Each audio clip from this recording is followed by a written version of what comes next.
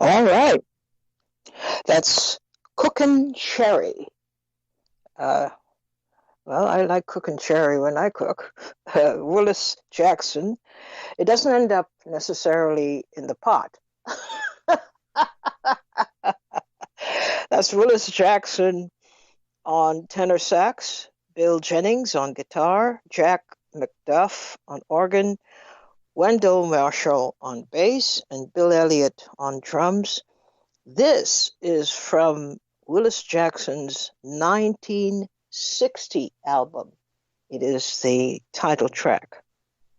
This is Leid Stories. I'm Utrice Leid, and today, because I want tomorrow to be all yours as usual for Free Your Mind Friday, so I'll tackle a subject, an actual subject today, so that we wouldn't have to use tomorrow to just do that.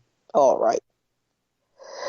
So the question on the table today is this.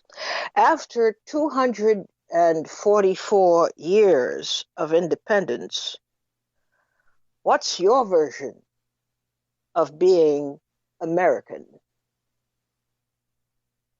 On July 4th, the nation, of course, will commemorate 244 years of independence from Britain and its official beginnings as a new, free nation. In many parts of the world, achieving national independence is cause for great celebration, but in the United States and its territories, well-choreographed razzle-dazzle celebrations mock the truth of how this nation and our national identity came to be, and in so many ways still is. So I'm asking today, what's your version of what it means to be American? And I really would like you to invest some thought into this, because in the short time that we've been talking about these issues, there's been some major revolution going on, transforming for all what it means to be American. So today we can't assume that we all have the same identity as American nationals. We can't assume that being American means the same thing to everybody. And of course, we have come to appreciate more and more the underpinnings for such beliefs. What does it mean to be American? We're just coming through, as a matter of fact. We're not fully out of it yet. We're just coming through another catharsis, raising all kinds of issues that are tied into this concept of what it means to be American. And we will continue to go through such a process, because that is literally the process of growth, the process of life, the process of change. We're never the same at any given point in time. Something would have impacted upon us to change our ideas, our outlook, our essential views of what we consider ourselves to be. So when the nation is celebrating its national identity, after all this time, more than 2 centuries, 244 years, what will you be thinking? Or better still, what do you think we should be thinking? 888-874-4888 is the number to call to share your views on this. Uh, it's a very important task, I think, to do some checking to see whether we are the same people today as we were 20 years ago, 30 years ago on this matter. How have our views changed, if they have at all? How are we today in our own skin as, quote, Americans, unquote? What does that mean? And how do you incorporate what the larger society says it means with what you organically feel that it means? How do you reconcile the two? It's a job, quite a job if you're a thinking person and you conduct your own audit and you find contradictions galore, lots of contradictions, to the point where you even worry that all this time has gone by and this is something you haven't really taken care of. You haven't really reconciled your views. You haven't decided what your national identity is, if you think you have one. So help us understand this question today by giving a lucid answer, accounting for your own journey through this question. What does it mean to you that you are an American? What does that mean? What does that bring to mind? On any level, how do you deal with that question? 888-874-4888. And we start off with Vicky from Westchester. Hi, Utrice. How are you? Okay. How are you, Vicky? Good. Enjoy your 4th of July weekend. What I think about America, I mean, I could be kind of analytical, but I take great pride in our nation, and I would hope everybody does.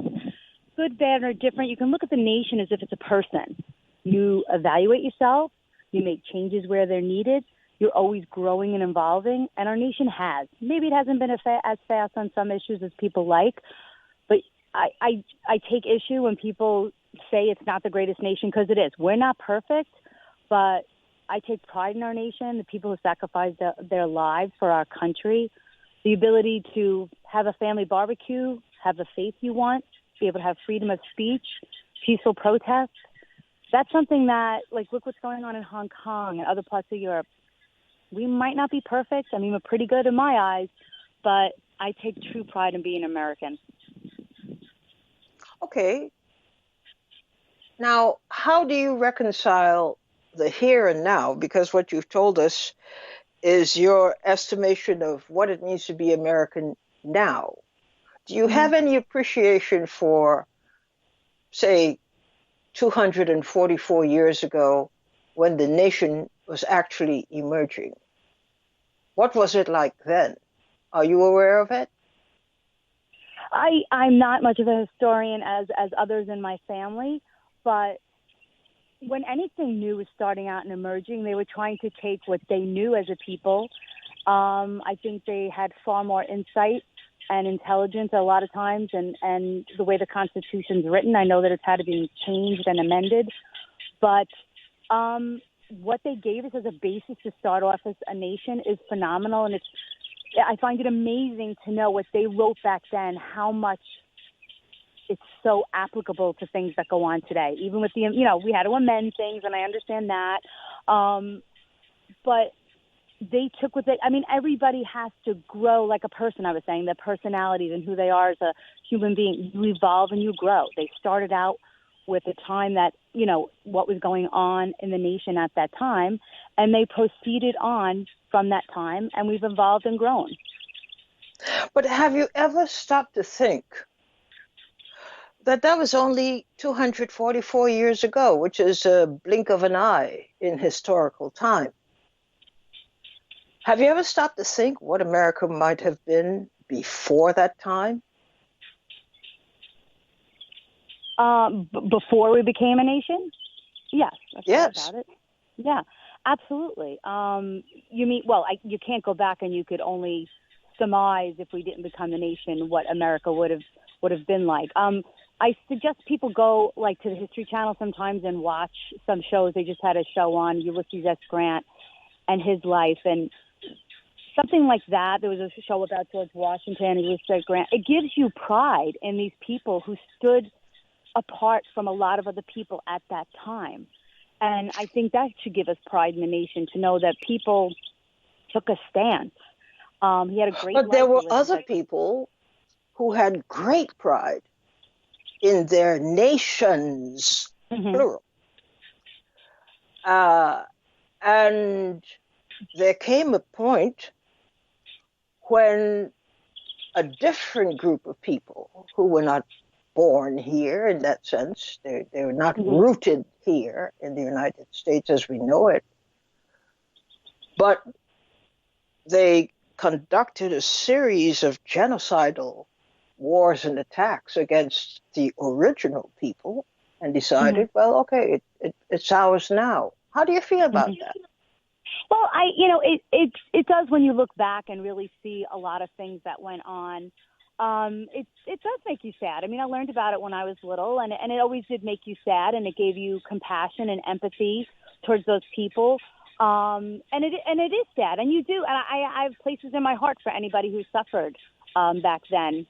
But that's all they knew. It is what happened. And I believe you have to know your past in order to proceed on with the future. But I think we have to stop condemning people of today and even the people back then for the sins that were committed. You kind of have to, like, when you keep doing that, you just take it as history. But if we keep just like condemning everybody for those sins, even those people who did commit them, I think we're stifling our growth. I think we're stifling our growth as a nation. And we just have people who, we're becoming a placation nation. Everybody has to be placated. And we become a victim nation. And that has to stop because that stifles every individual's growth. I was in the But that's city what the yesterday. original people wanted. They wanted it to stop. They wanted it to continue the way they were living. They had governments. They signed treaties with each other when there were complications. They were self-governing, quite sophisticated systems established. And then came the British, and everything changed. The people who thought they were free uh, learned in the most brutal way that that was not so. And it continued for centuries. In fact, the president is about to go to, I believe, North Dakota or somewhere in the West It's this South Dakota. weekend to drive home the point again about Mount Rushmore, where the new people sculpted these giant figures to celebrate the new identity of the nation. And it's all about massacres and killing and removing people from their land. It's in fact built on Native American holy land, these statues carved into the rock. You don't think that somewhere in all of this, there is a great injustice that has been done that has not been properly addressed or dealt with? Of course, there are injustices, but I get it, but I just at some point you have to move on. We just can't keep looking back and try to. Things happen; they happen in time, good, bad, or indifferent. those men up there, I commend them for what they did and the foresight they had to create our nation. Yes, there was maybe ills done in the creation of the nation, but you kind of have to look at it like, to kind of grow up, you got to it is what it is. And let's just. Would you say the same thing to a Jewish person who, even though born way later than the Holocaust, but still has a very deep feeling of resentment about it? Would you say that to somebody? I actually would. I actually would. I'm a descendant of Irish victims from England, and it kind of is what it is. Do I not like England? No, I love England. I love the English people. At some point, you have to know what the history is, and you do have to move on. Not everybody has to make reparations for things that happened in the past. It is what it is. Well, this is not just necessarily about reparations. This is about correctly recording history. Of course, but it is recorded. Yeah. Everybody does know it. Nobody denies it. It is the history. It is recorded properly. There's that controversial 1619. They're making as if it's history. Most historians say it's unfounded. It's not. There's not truth in the 1619 booklet that the woman from the New York Times published.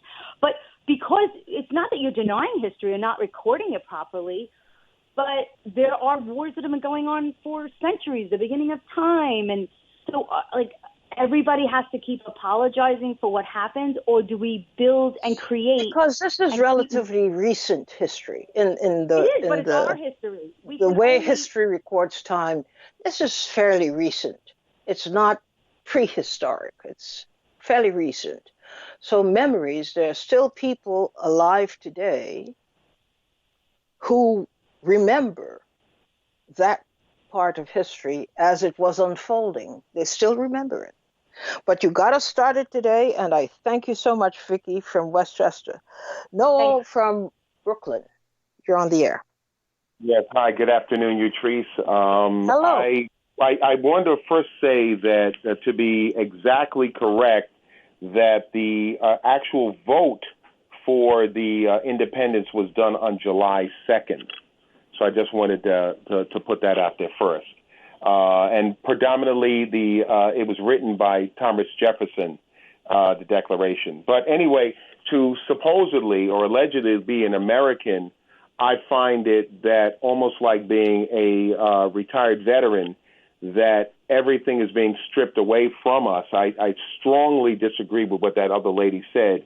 My father, who was from your island of Trinidad, came here and was in New York University at the time, and should have been an officer, but was made an enlisted person. And he came, and the Jewish prisoners who were in concentration camps, it was known as the Black Angels. Maybe you want to do a story on that.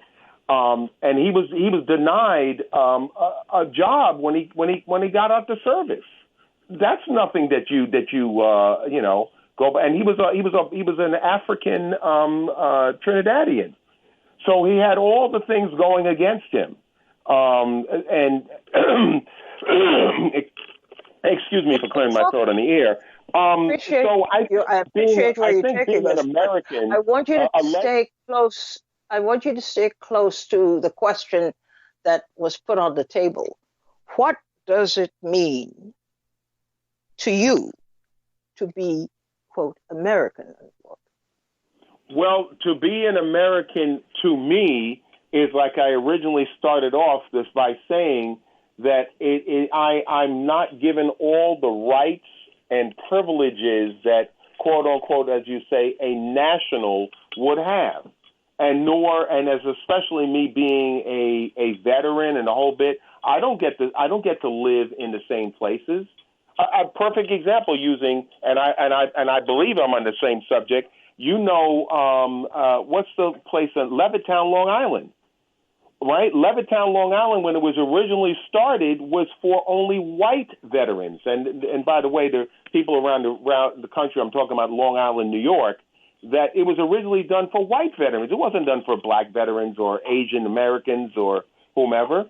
So to answer the question, it is to be stripped of other privileges that other people have. So I don't think I'm an American because I'm not treated like one. Well, all right. Thank you. Thank you, Noel. Thank you so much for calling in. Ed from Jamaica, you're on the air. Yeah, good afternoon, Utrice. How you doing? Okay, I know You know I the know thumbs. your thumbs are in poor shape.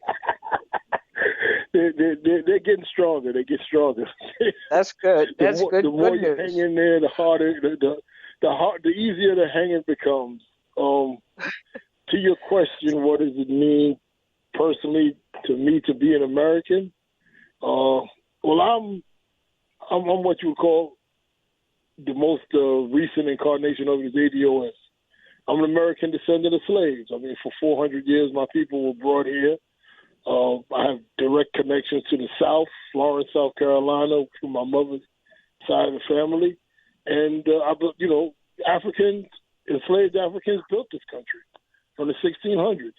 I believe the debt is owed to us, specifically through lineage.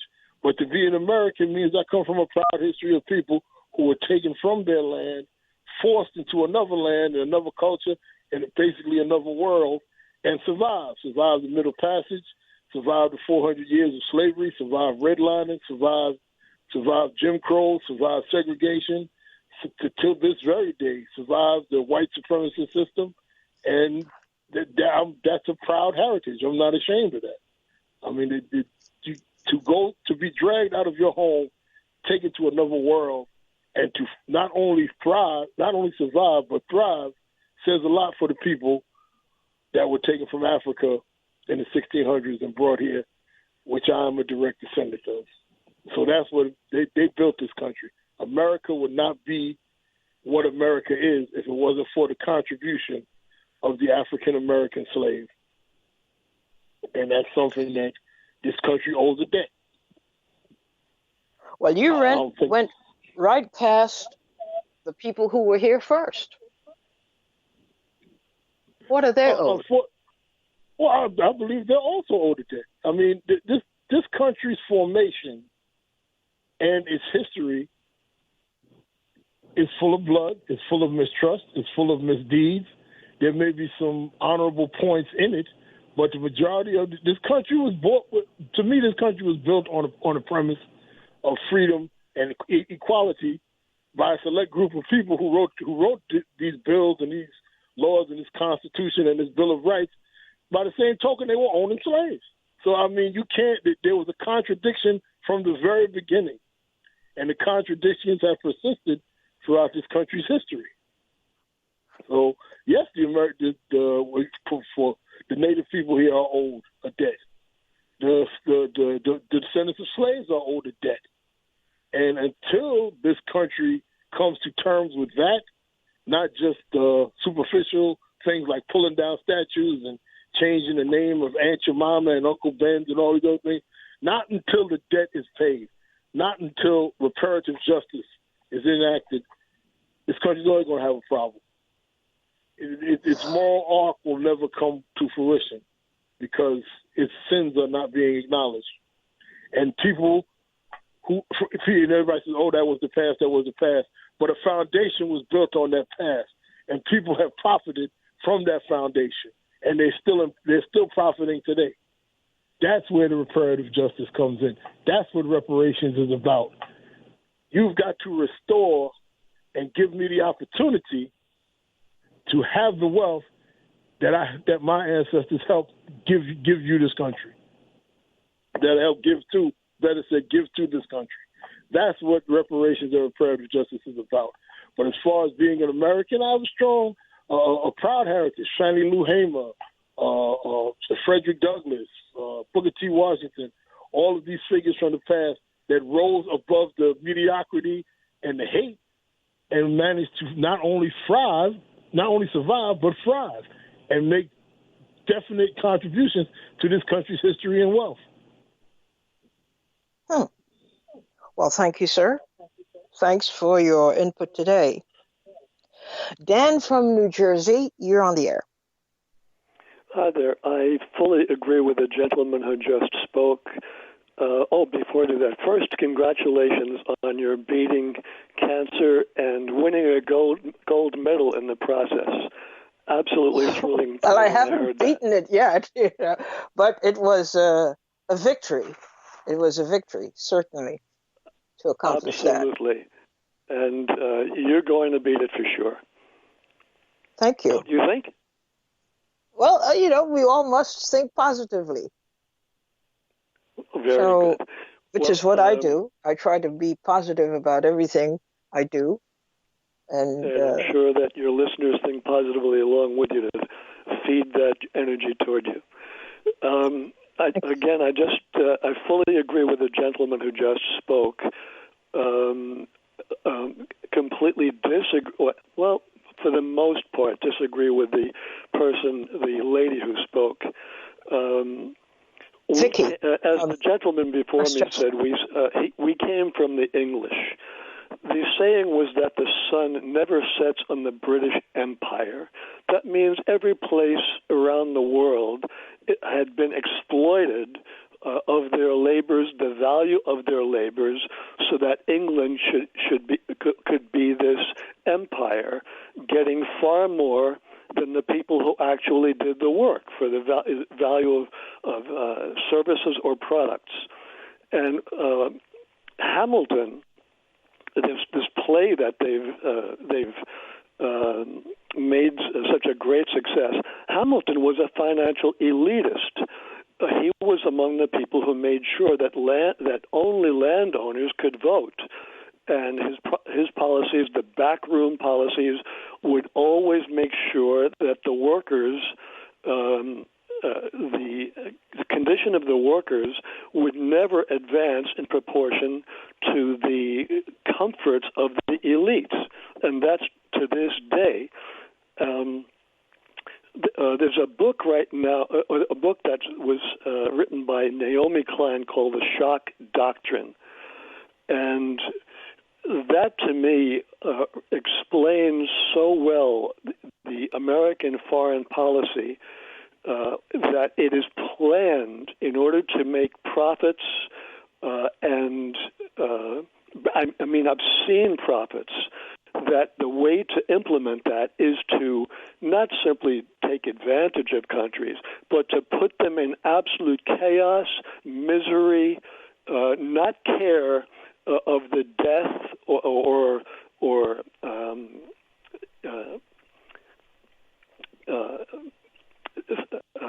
lifelong health problems.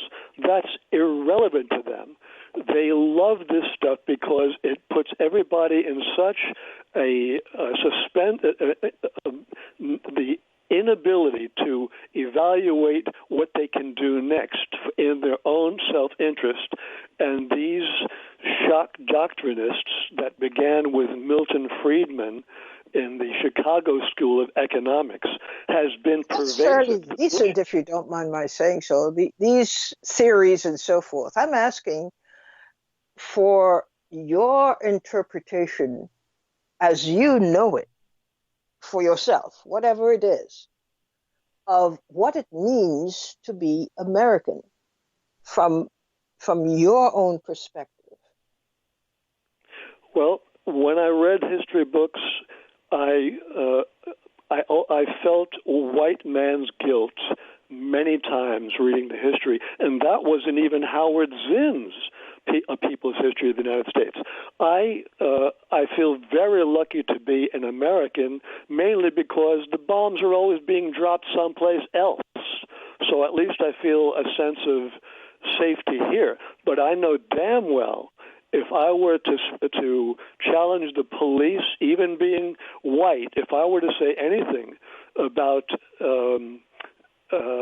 challenging police morality, if there's a guy who's in a bad mood, the other cops are not going to back him down and say, "Hey, look, he's just shooting his mouth off. Don't get physical." I'd be scared crap. When I was in part of protests, I felt scared, really scared about what the police could do.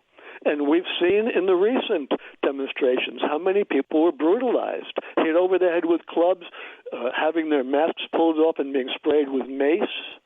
That can kill somebody if they've got a respiratory condition. So on the one hand, I feel very I feel like the gentleman before me mentioned, Frederick Douglass, these great, great people who overcame the obstacles, like Gary Null, like a Utrice Leid, overcoming these things and not just going along with the quickest way to make a buck. These are things to be absolutely deliriously proud of.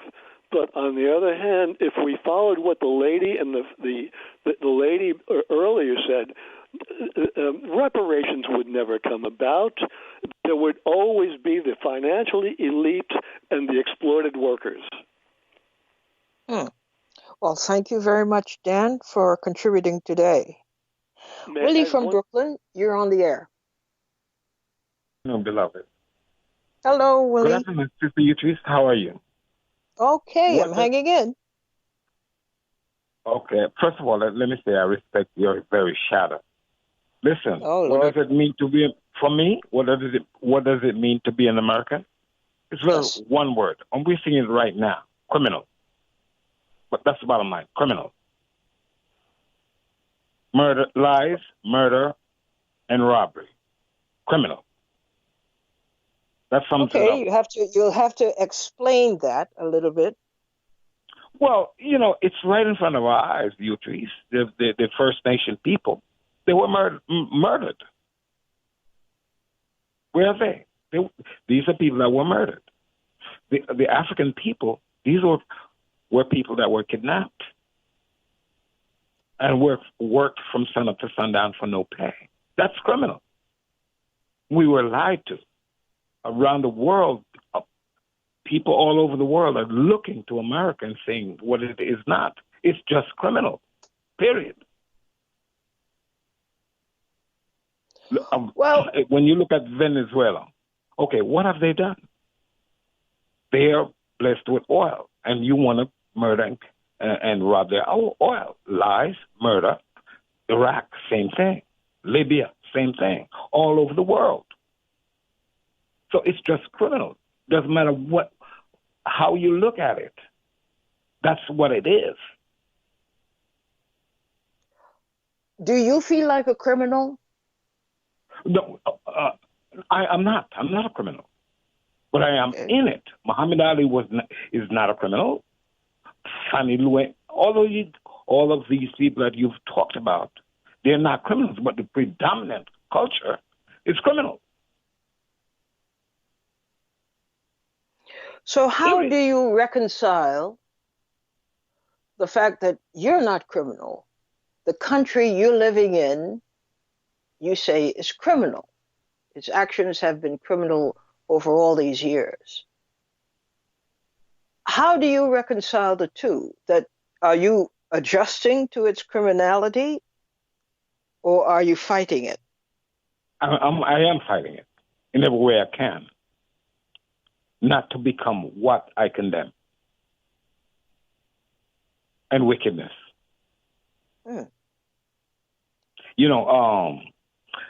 For example, one person had said there's freedom of speech. That's a lie.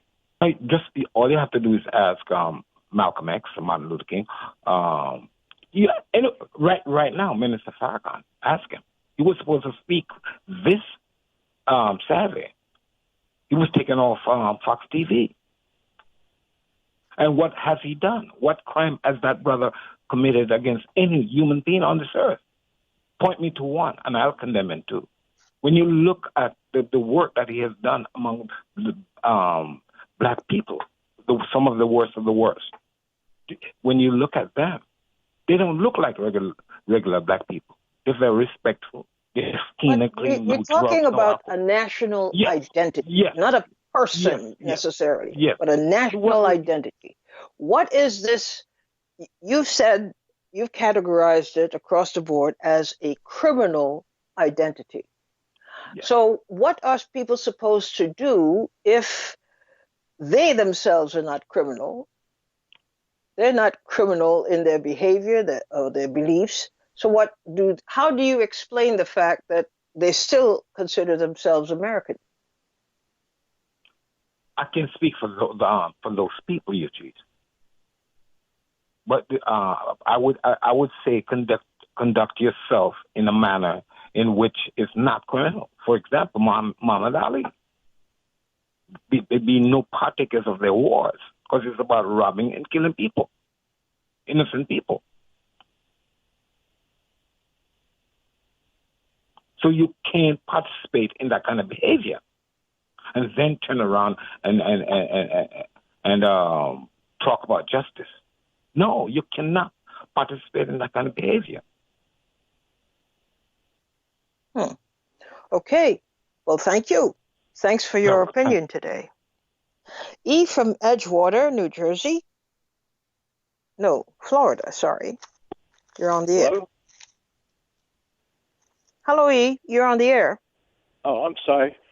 I was out doing something quick because the storm's coming. Remember the storm you told us about last week that you got stuck in? Yeah, I did get We've stuck been having that for like the last 3 days. It's so scary. It was very scary. Yeah, these look like tornadoes in Oklahoma or something coming from from the north.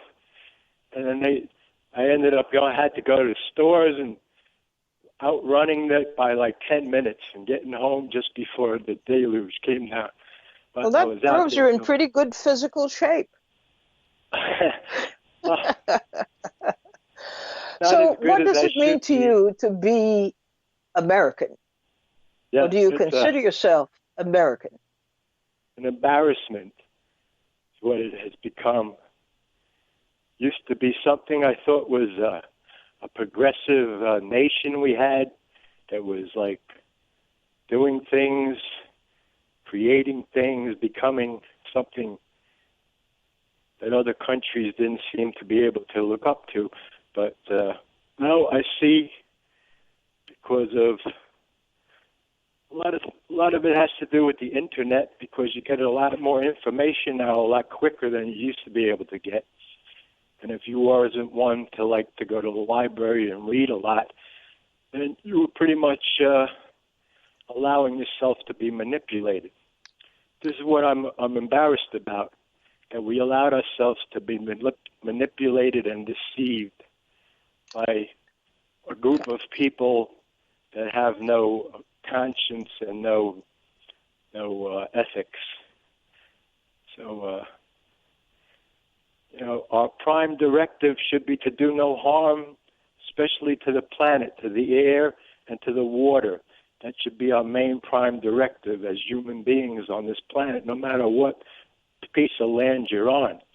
And if you're on America and you have a beautiful place like this country is, and you allow it to become what Donald Trump calls other places, it's an embarrassment. And it hurts. It hurts that I know my parents were tricked, their parents were tricked, and for the last 250 years, just in this modern time, where when America started, as far as, the ruling class getting in here and getting rid of all the Native Americans, it's just been a big lie. I mean, I grew up in the 50s. All they had on TV was cowboys and Indians. It was such a manipulation of children's minds to make them think something that really wasn't true. We went to school, elementary, I guess it was elementary, 4 food groups, food pyramids. These are the things that you need to eat that will make you strong and healthy. You're little boys and girls, and we're telling you with our hearts in our hands, we're playing on your hearts. This is what we want you to eat. It's poison. Why are you telling me to eat poison? You're the government. You're the people I'm supposed to look to for guidance and leadership. You're telling me to eat poison for my whole life. You told my father and mother to eat poison, and they played along with it. The whole thing was a deception. All the wars, racism, it was all a construct. They made slavery something brutal and disgraceful to just black-skinned people, so that the white-skinned people who were slaves, you could say, they worked from sun up and sun down, but they thought they were fortunate compared to the treatment that these slaves get. That's what distinguished slaves from free people. The fact that you could brutalize one group because they had less numbers, so you could use it perfectly for this division. And it's an embarrassment. The people fell for it. But I fell for it too for most of my life. But then you start to learn things, and then you see what the truth is. So what can I say, Patrice? I think I said all I could say. I think you've said it very well, because it's heartfelt. And that's the most perfect kind of truth. It's coming from your heart. So on the 4th of July, what will you be thinking or doing? Thinking of what's the best way to try to figure out a way of correcting this possible situation we're in. I don't know. I think I'm driving myself crazy with thinking too much about things without enough input from others. I mean, that's why this show is so important to everybody that has a brain in their head still, because you have to be able to think. Everybody who still has a brain in their head. I think that's so funny.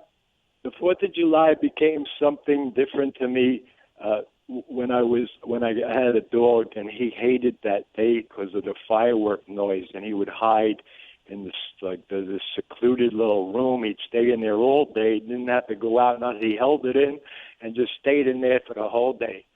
One time I took him up to Monticello to get out of New York City's noise, and with my friend, we went to the racetrack up in Monticello, and I brought the dog, and he wants to park the car right in the middle of the parking lot where there's no trees or nothing, and it's got a convertible. And he said, the dog will be good here. I says, Joey, do you see that tree over there by the entrance to the racetrack?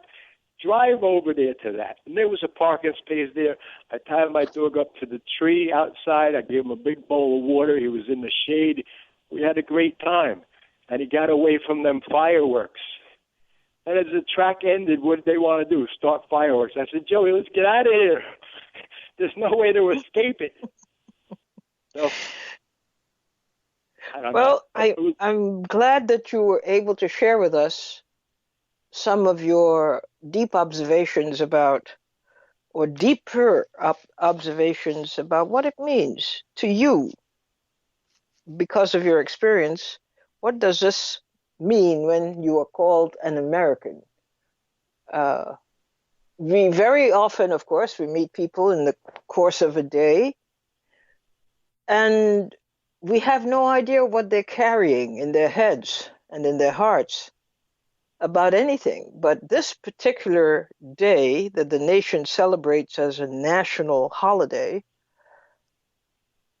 you find that when you begin talking to people at a very personal level, you find a whole lot of stuff that hasn't been said and been held in for a very long time. Thank you so much for sharing that with us today, E. David from Brooklyn, you're on the air. Good afternoon, Utrice. Hello. I'm getting right to your question. What I'm thinking about is this. I am a passport holder in a country that was founded by invasion from Europe and the ethnic cleansing and genocide of the indigenous people who live here. And I'm saying this because someone said today about how people learn history. Well, I'll tell you, going from first grade through college, the history that you have to learn, you're not going to go into detail for the most part, for most people, into how this country was formed.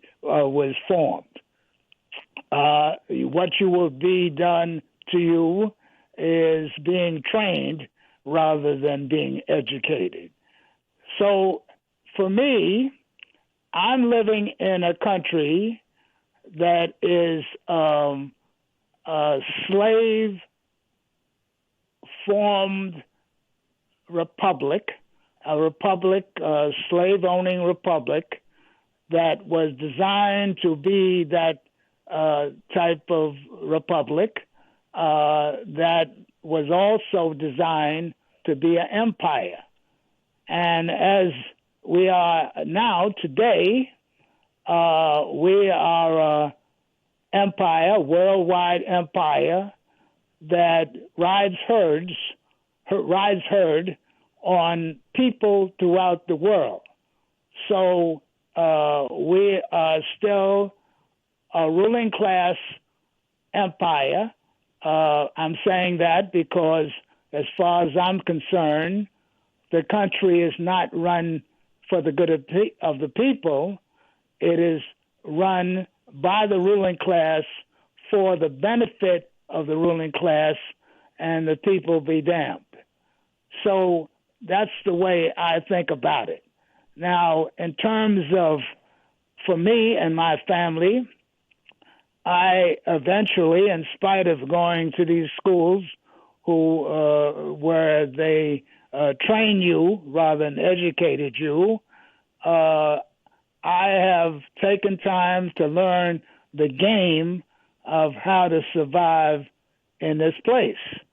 So I've learned to play the game and to help my family play the game. And that's one of the reasons why my book is called Playing the Game. And to live here, one has to learn the game that has been established by those who rule and what they do to divide and conquer the people who live here so they can maintain control. And that's what's going on in this country, and that's how I feel about what I see. So I'm not going to stand here and talk about all the things that are wrong with this ruling class group and all the devilment they do. I'm going to concentrate on how I can survive and help my family survive in this very corrupt system here that we live in that pretends it's a democracy, but no way is it a democracy to benefit the people, the masses of people who live here. It is a system designed to protect the interests of the small ruling class that runs the country. So people have to get that into their heads and understand how the country really runs, and forget about the circus of these elections and whatnot, because this is all the stuff that goes along to direct the people to these things without them understanding that they're not in charge. The ruling class is in charge. And that's the way I feel. All right. Well, thank you.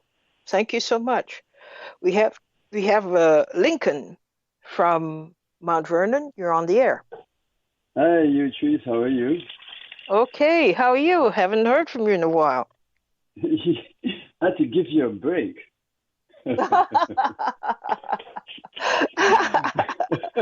Very kind of you. Thank you. Yeah, I figured I'd make you laugh. What are your thoughts about this question? What are your thoughts about what it means to be American? To me, the 4th of July represents the day that people commemorate about two thieves fighting over stolen property. That's what the 4th of July means to me. England, the people here, the whites here and the whites in England, they were both fighting over stolen property. That's simply put. I've never thought it any other way, because I still view America as an illegal government because it is stolen property. And it's like thieves came, they took it, and they created all kinds of laws to make, it's like cognizant dissonance, to make themselves feel good. And we, the people, myself included, I live here, I reap some of the benefits of living here, but I still see myself as living in stolen property.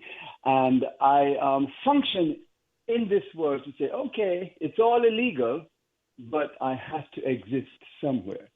I see this government as an illegal government, and it will never, that opinion of mine will never change, no matter how many laws they create.